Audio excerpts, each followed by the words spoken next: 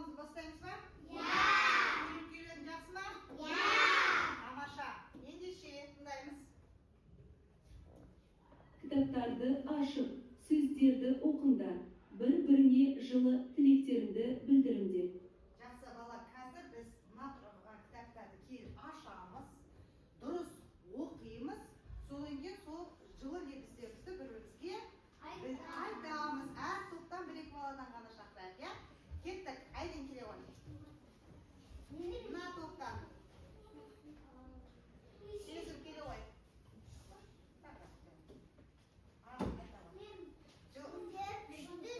Күштісіңдер. Жақсы, мына топтан. Самира. Сендер мықтысыңдар. Рахмет. Сізге Самира. Қазір балалар, ана топтан қазір келеді. Жалғас. Мен мұғалім. Әдетті болыңдар. Тамаша. Мына топтан. Ержан келе ғой. Тез. Ага.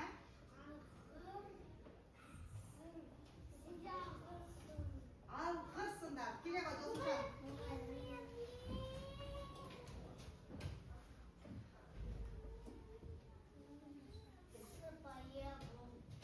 Сыпайы болыңдар. Тамаша. Раяна. Жалғас. Алғыр болыңдар. Тамаша. Ага. Көп кітап оқыңдар. Көп кітап оқыңдар балалар. Жақсы. Осындай жақсы сөздерден кейін біз сабағымызды бастайық балалар. Кеттік. Kitaplardı aşıp, Келесі, балалар, мен сендерді қазір топқа отырғыздым. Бірінші топ, сендердің атауларың ана тілі тобы болады. Екінші топ, сендердің атауларың математика тобы болады. Үшінші топ, міне кітаптарыңды сендер жаратылыстану кітабы боласыңдар. Енді балалар, өткенді пысықтау мақсатында виртуалды ұстаз әдісі арқылы қазір біз өткен сабақты есімізге түсіреміз. Сендерге виртуалды ұстаз сұрақ қояды, сендер соған жауап бересіңдер. Сәлем балақай, менің сұрағыма жауап бер. Мұғалімнен кімдер білім алған? Мұғалімнен кімдер білім алды, Жалғас? Мұғалімнен білім алды. Мұғалімнен білім алды. Тамаша, өте толық сұрақ, жауап. Мұғалімнің өзі балалар, осынша супер. Мұғалімнің өзі мұғалімнен білім алған екен. Келесі сұрақ. Сәлем балақай, өткен сабақта қандай өлеңмен таныстыңдар? Қандай өлеңмен таныстың? Мұғалім деген өлеңмен таныстық. Тамаша. Келесі ұстазымыз қандай тапсырмасы бар екен? Сәлем, мен виртуалды ұстазбын. Маған мұғалім өлеңін жатқа айтып бере аласың ба? Кім жатқа айтады? Жас аяғы келе ғой. Кел. Оқи.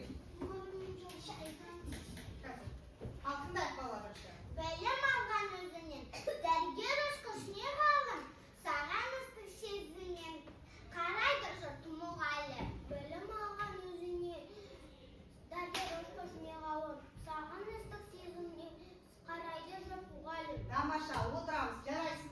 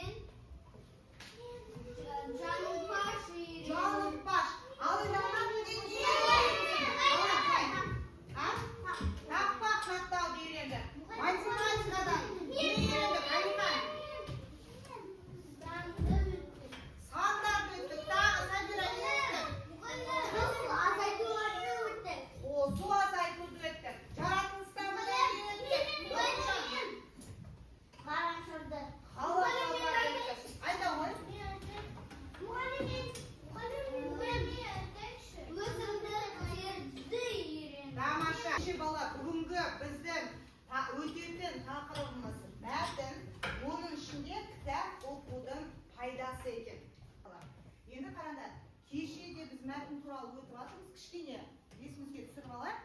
Мәтін дегеніміз не? Кім айтады? Ережесін бір еске түсіріп алайық. Не өттік мәтін туралы? Қосымшан. Мәтін сөйлемдерден тұрады. Тамаша. Мәтін сөйлемдерден тұрады. Самира. Мәтінде не болады? Тақырып болады. Сөйлемдер біз не істеу керек? Сөйлемдер байланысу керек. Керемет. Тағы да мәтіннің бөліктері туралы не айтамыз сезім? Басы, ортасы, соңы. Тамаша. Мәтіннің басы болады екен, ортасы болады екен, және соңы болады екен. Тамаша балалар. Келесі енді оқулықты ашайық. Оқулықта бүгін біз оқулық 26 бет ашыңдар. Ашпа.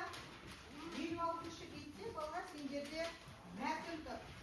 Тақырыбын оқимыз. Кітап оқудың пайдасы. Кітап оқудың пайдасы. Тақырыбы сол. Авторы бар ма? Қараңдар балалар.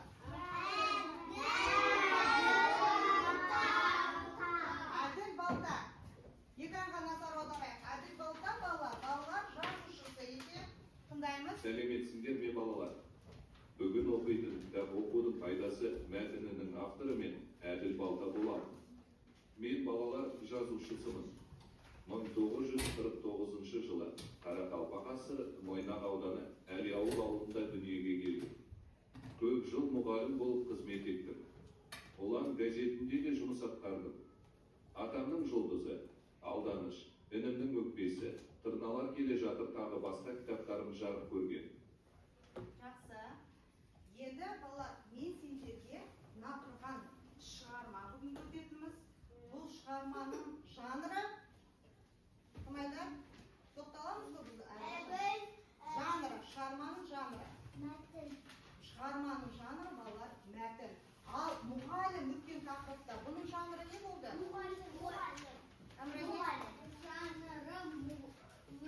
Өлең болды. Енді біз бүгін осы мәтінмен танысамыз. Бұл мәтінді балалар мен сендерге визуалды түрде мультфильм ретінде жасап келдім. Бірінші соны көріп алайық. Назар аударып, жақсылап қарап алыңдар. Мәтін қалай болады екен? Кітап оқудың пайдасы. Бірде Жазира Асылбекке келді. Әкем ертегі кітап әкелді. Үйге кел, бірге оқиық, деді. Ол Жазира айтқан соң барды. Жазираның кітап оқуы керемет. Қайғылы жеріне келгенде көзі жасаурап кетеді. Ал қуанышты жерінде жүзі алаулап шыға келеді. Асылбек те онымен бірге қайғырды, қуанды.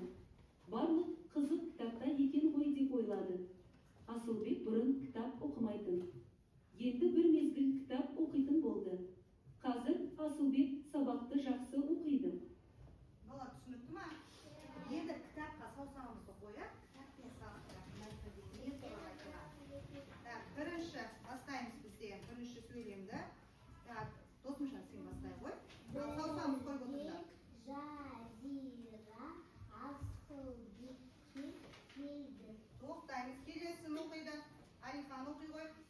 Дасын шығара қой Алихан. Түзіп отырамыз. Әкем ертегі кітап әкелді. Жалғаса жарайын. Үйге бірге оқиық деді. Келесі Айлин. Ол Жазира айтқан соң барды. Жазираның кітап оқуы керемет. Тоқтаймыз. Нүктеде тоқтаймыз қой, иә балалар? Аяғына қарай. Жазираның кітап оқуы керемет. Келесі Раян оқи қой. Қайғылы жеріне келгенде көзі жасаурап кетеді. Жақсы. Келесі сөйлемді қарап отырсақ, жүкпен оқиық. Дәмелі Муслим оқы. Ауа нұрсы жерінде жүзі алаулап шыға келеді. Келесі жүк Самира Әміразиз оқимыз. Асылбек те онымен бірге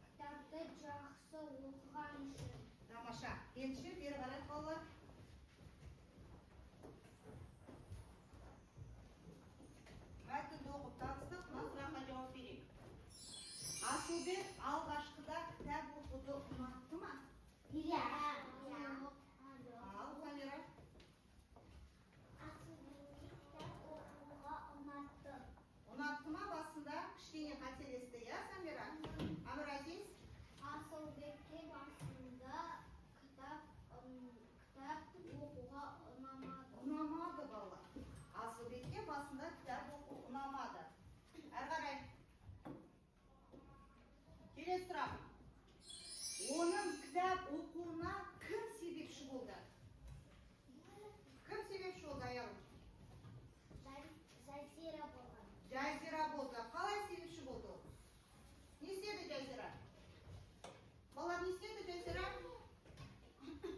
Мұсылен? Үйге шақырды. Үйге шақырды. Тамаша. Келесі сұрақ. Кітап оқығанды ұнатасыңдар ма? Ұнатасыңдар ма? Ұнатпайтын бала жоқ па арамызда? Барлықтарын оқимыз ба? Жақсы. Енді бала кітапта сендерден мынандай сөздік жұмысты. Мәтіннің ішінде бала қайғылы деген сөз бар. Қайғылы деген сөзді ол аянышты. Немесе бір кітапты оқып отырғанда жылағылар келеді.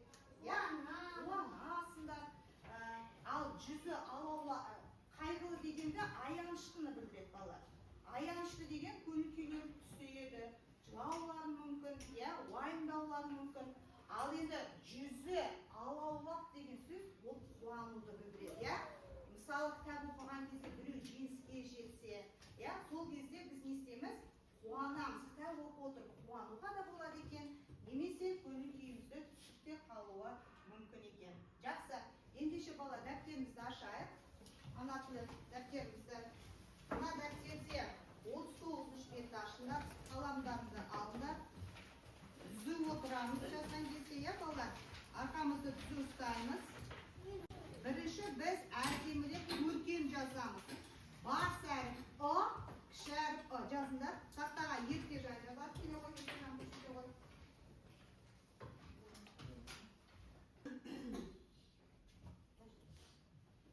Қалай жазамыз балалар? Сызыққа тигіземіз, астыңғы сызыққа, үстіңгі сызыққа тигіземіз. Көлбеу жазамыз, әміразесті жазу өте тамаша. Түзу отырамыз. Қосымша. Писаймаймыз. Соған жазыққа. Молодец, тамаша. Мұғаліммен жазды. Жазыңдар бұдан. Жазып болса қаламызды қоямыз. Мен көрейін.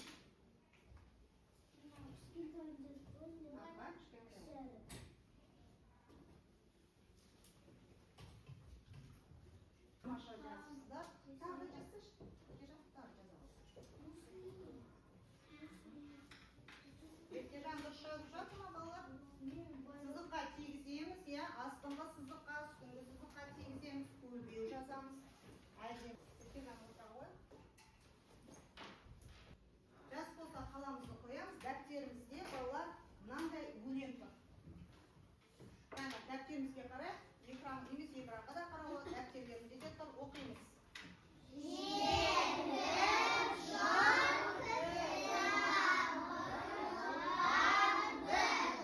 Жеті жыл кітабым бар. Нешеу? Жетеу. Қарай.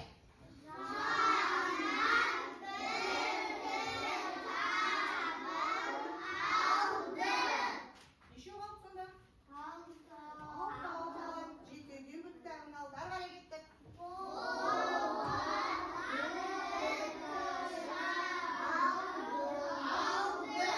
Енді нешеу қалды? Бесеу. Қарай.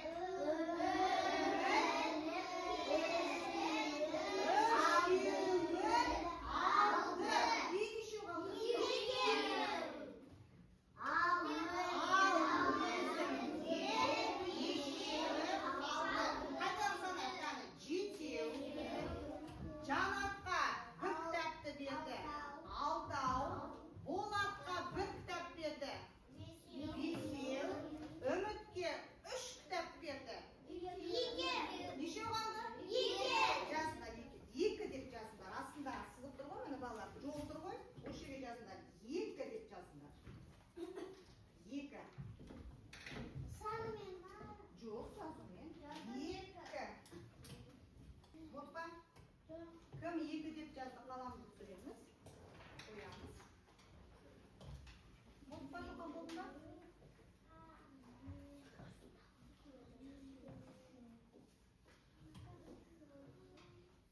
Қандала, орнымыздан тұрайық. Бір серпіліп алайық. Қаламды қоямыз.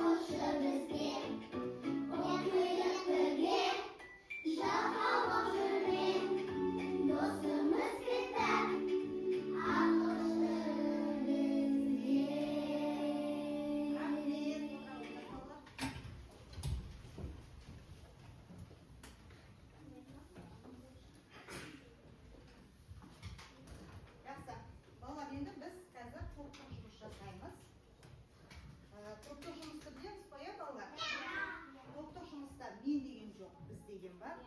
Содан кейін жұмысты аяқтағаннан кейін бір ғана шапалақ ұрамыз. Бәріміз бірге жұмыс істеуіміз керек. Енді тыңдайық, не істейміз? Берілген сюжет бойынша орналастырамыз. Біз толаға ертегімізбен танысқанбыз, мультфильмде көрдік. Сендерге мынандай суреттер беріліп, сол суретті ретімен қазір қоюлары керексіңдер. Келесі топ сендерге тірек сызба беріледі. Тірек сызбада сендерде, мынандай тірек сызбада сендер кітап туралы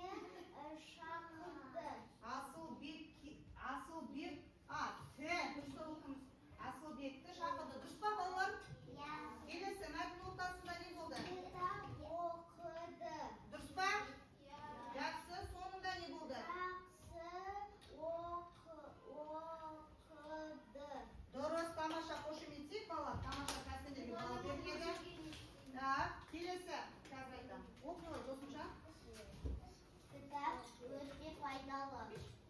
Кітап өте ақылды. Кітап өте пайдалы, кітап өте ақылды дейді. Бас әріппен жазылып тұр ма? Иә. Нүкте қойылды ма? Қойылды. Міне мына жерде де бар нүкте. Тек қана бұл топта үшінші сөйлем жоқ. Бір балл сендерде қазір төмен болады. Ал отыра қойыңдар тамаша. Келесі. Былай қарай тұрыңдар сіз. Ал кеттік. Басында не болды? Тау көтеріпті. Одан кейін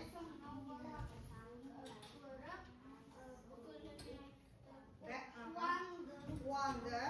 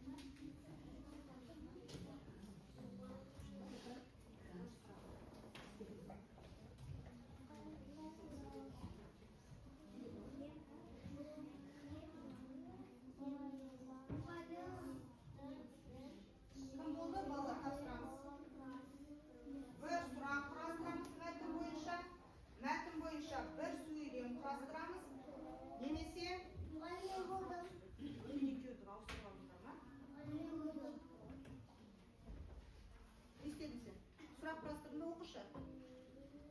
Кітап не туралы? Кітап не туралы? Дәмеле жазып, иә? Оқы. Мұғалім мен болдым. Кітап ақылды. Аха, оқы.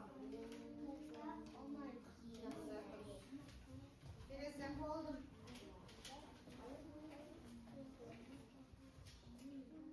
Оқы. Кітап көп ақыл керек. Кітап көп оқу керек. Болды бала. Мұғалім мен болдым. Мен сөйлеп тексеремін, содан кейін айтамын сіздерге. Жақсы ма? Молодец. Мұғалім мен болдым. Оқысам бола ма? Талайсам бола ма? Мұғалім неге бола ма? Болды, қайтып. Біз қазір қараңдар, сендердің кітаптарында мынандай сурет тұр.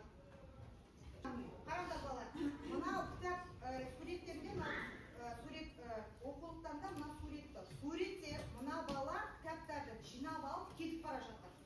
Бұл кітаптар сендерге жарамсыз кітап деп ойлаңдар. Міне, осы бала жарамсыз кітаппен не істейді?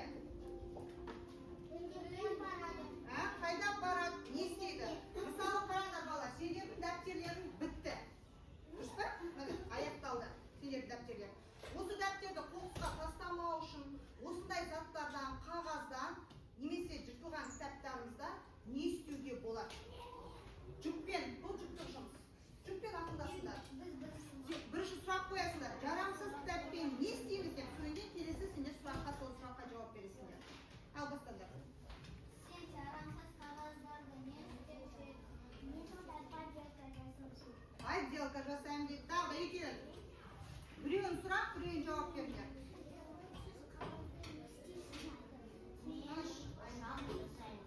Ұшақ жасаймын дейді. Сендер, жүк, сұрақ қойыңдар.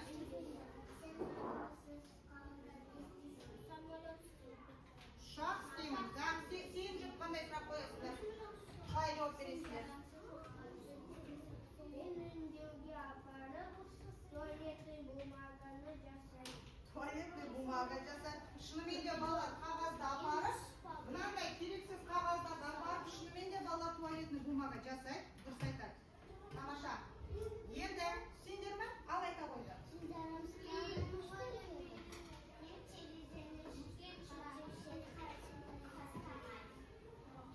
Тамаша. Енді бері қараңдар бала. Медаль жинау ойыны, бұл ойынды неге алдым? Біз ана тілі сабағында мақалдар өтеміз. Бірінші біз медальдағы мақалды әрі жалғастыруымыз керек. Қол көтереміз. Қолымыздан өтіп айғайламаймыз. Алихан. Тілде құрмет, елде Құрмет. елде қызмет. Дұрыс емес. Сендерде ұпайым жоқ. Так, келесі. Мына топтан бір бала. Келесі медальға. Келесі топ. Досымжан. Ал оқимыз. Тыныш. Ақылдың көзі. өзі. Дұрыс па? Иә. Дұрыс. Бұл бізде қай топ еді? Математика. Математика тобына бір ұпай. Келесі. Сендер. Мұғалім. Оқы, Дамира.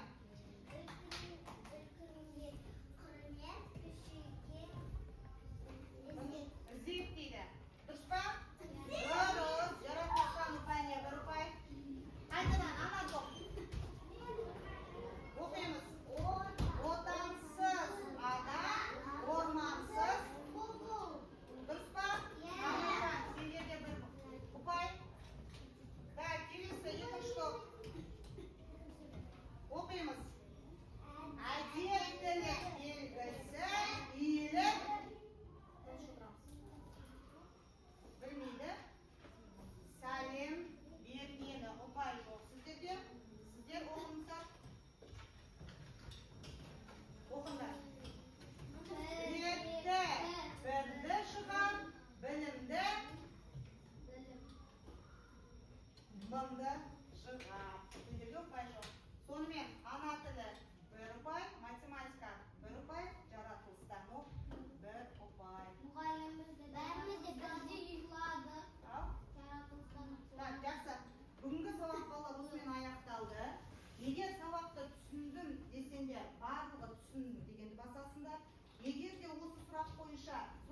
болса,